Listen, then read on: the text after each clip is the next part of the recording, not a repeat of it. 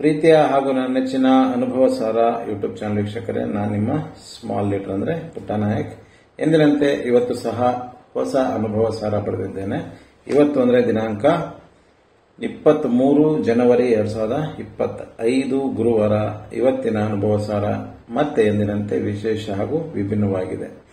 ಬಹಳಷ್ಟು ಜನ ಜೀವನ ಎಂದರೇನು ಅನ್ನೋದನ್ನ ಅವರವರ ಅನುಭವದಲ್ಲಿ ಅವರವರಿಗೆ ಹೇಗೆ ಸರಿ ಅನಿಸಿದೆ ಆ ಥರ ಹೇಳಿದ್ದಾರೆ ನಮ್ಮ ಹಿರಿಯರು.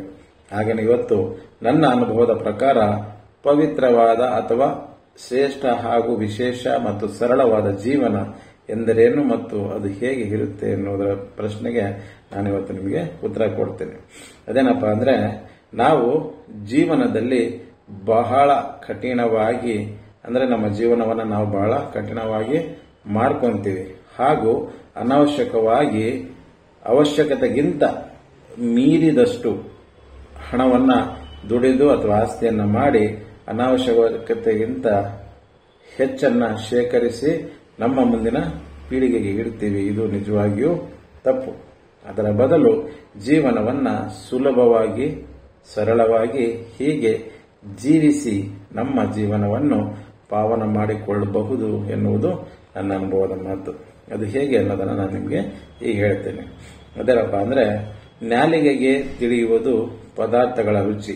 ಹಾಗಾಗಿ ಅವಶ್ಯಕತೆ ಇದ್ದಷ್ಟು ತಿನ್ನಬೇಕು, ಆಗ ನಾವು ಆರೋಗ್ಯವಾಗಿ ಇರ್ತೀವಿ, ಅದರಲ್ಲಿ ಅನುಮಾನನೇ ಇಲ್ಲ. ಅದೇ ರೀತಿ ಮನಸ್ಸಿಗೆ ಅರಿವಾಗುವುದು ಪ್ರೀತಿ. ನಾವು ಸಾಧ್ಯವಾದಷ್ಟು ಎಲ್ಲರನ್ನ ಪ್ರೀತಿಸೋಣ. ನಮ್ಮನ್ನು ದ್ವೇಷಿಸುವವರನ್ನ ಅಂದ್ರೆ ದ್ವೇಷ ಮಾಡುವವರನ್ನ ದೂರ ಬಿಟ್ಟು ಬಿಡೋಣ. ಯಾಕಂದ್ರೆ ಅವರು ನಮಗೆ ಅನಾವಶ್ಯಕವಾಗಿ ಇರುವಂತ ವ್ಯಕ್ತಿಗಳು. ಹಾಗೇನೆ ಹೃದಯಕ್ಕೆ ಅರ್ಥವಾಗುವುದು ವಾತ್ಸಲ್ಯ. ಹಾಗಾಗಿ ಎಲ್ಲರಿಗೂ ನಾವು ಒಳ್ಳೆಯದನ್ನೇ ಬಯಸೋಣ, ಎಲ್ಲರನ್ನು ವಾತ್ಸಲ್ಯದಿಂದ ಹಾಗೂ ಪ್ರೀತಿಸೋಣ, ಮತ್ತೆ ಅವ್ರನ್ನ ಕಾಣೋಣ ಅಥವಾ ನೋಡೋಣ. ಹಾಗೇನೆ ಬುದ್ಧಿಗೆ ಅರಿವಾಗುವುದು ಜ್ಞಾನ. ಇತರರಿಗೆ ನಿಜವಾಗಿಯೂ ಉಪಯೋಗವಾಗುವ ಜ್ಞಾನ ನಮ್ಮಲ್ಲಿ ಇದ್ದರೆ ನಾವು ಹಂಚಿಕೊಳ್ಳಬಹುದು. ಅದರಲ್ಲಿ ಯಾವುದೇ ತೊಂದರೆಯೂ ಇಲ್ಲ, ಹಾಗಾಗಿ ಯಾರಿಗೂ ನಷ್ಟನೂ ಇಲ್ಲ. ಅದರಂತೆ ಆತ್ಮಕ್ಕೆ ಅರಿವಾಗುವುದು ಧ್ಯಾನ.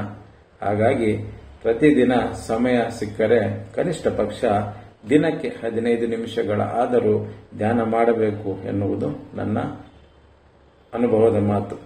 ಆದರೆ ಅನಾವಶ್ಯಕವಾಗಿ ಇತರರ ಜೀವನದಲ್ಲಿ ಮೂಗನ್ನು ತೂರಿಸದೆ ತನ್ನನ್ನು ತಾನು ಅರ್ಥ ಮಾಡಿಕೊಂಡು ಮನುಷ್ಯನ ಹಾಗೆ ಜೀವನವನ್ನು ಅನುಭವಿಸುತ್ತಾ ಇತರರಿಗೂ ಅವರ ಜೀವನವನ್ನು ಅನುಭವಿಸಲು ಅಥವಾ ಸುಖ ಸಂತೋಷವಾಗಿ ಇರಲು ಬಿಡುವವನೇ ನಿಜವಾದ ವ್ಯಕ್ತಿ. ಹಾಗೂ ಅದೇ ಸರಳ ಹಾಗೂ ಪವಿತ್ರವಾದ ಜೀವನ ಎಂದರೆ ತಪ್ಪಾಗಲಾರದು. ಇದು ನನ್ನ ಅನುಭವದ ಮಾತಾಗಿತ್ತು. ನಿಮ್ಮ ಅನುಭವ ಅಥವಾ ಅನಿಸಿಕೆ ಮತ್ತು ಅಭಿಪ್ರಾಯವನ್ನು ಕಮೆಂಟ್ಸ್ ಬಾಕ್ಸ್ ಅಲ್ಲಿ ಹಂಚಿಕೊಳ್ಳಿ. ಮತ್ತೆ ಮುಂದಿನ ವಿಡಿಯೋದಲ್ಲಿ ಸಿಗೋಣ. ಅಲ್ಲಿವರೆಗೆ ನಮಸ್ಕಾರ.